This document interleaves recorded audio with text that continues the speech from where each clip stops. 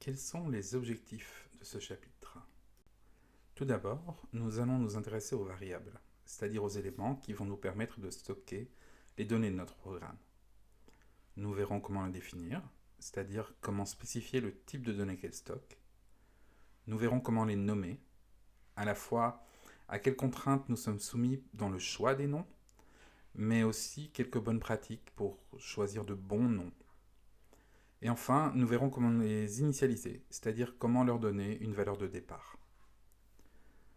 Nous verrons également une sorte de variable particulière qu'on appelle les constantes, et qui, comme leur nom l'indique, sont des variables dont la valeur ne change pas. Ensuite, nous nous intéresserons à un type de données particulier, les nombres. Nous en verrons deux types, les entiers et les réels, dont la représentation fait appel à la notion de virgule flottante. En troisième lieu, nous verrons comment écrire des expressions arithmétiques, donc comment faire des calculs. Nous verrons comment effectuer des affectations, c'est-à-dire comment modifier la valeur d'une variable. Nous insisterons sur l'importance de rendre votre code compréhensible par les humains et pas juste par l'ordinateur qui doit l'exécuter.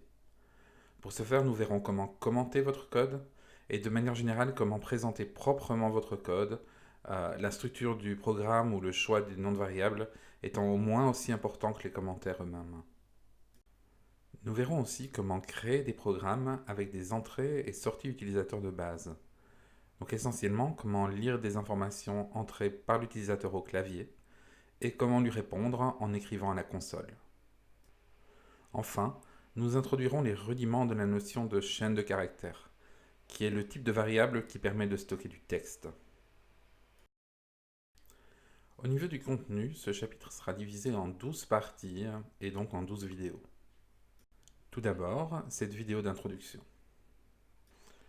Tout d'abord, nous parlerons de variables et de constantes. Puis nous aborderons les commentaires. Nous verrons les types de base, entiers, réels, mais aussi quelques autres. Les expressions et opérateurs arithmétiques disponibles pour calculer avec ces types de données.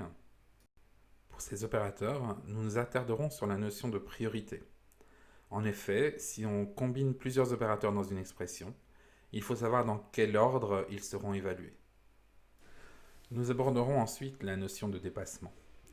En effet, les différentes représentations des nombres entiers et réels en C++ utilisent un nombre spécifique de chiffres binaires. Et il est important de comprendre ce qui se passe lorsqu'on dépasse ce nombre de chiffres dans nos calculs. Nous verrons ensuite comment convertir nos données d'un type de données à l'autre, ce qui peut se faire soit explicitement, soit implicitement. Enfin, nous étudierons comment interagir avec l'utilisateur de notre programme en saisissant le texte qu'il entre au clavier et en affichant nos réponses à la console. Cela nous amènera à voir brièvement comment stocker et traiter ce texte sous forme de caractères simples, soit sous forme de chaîne de caractères. Finalement, nous résumerons les différentes notions vues dans ce chapitre dans une dernière vidéo.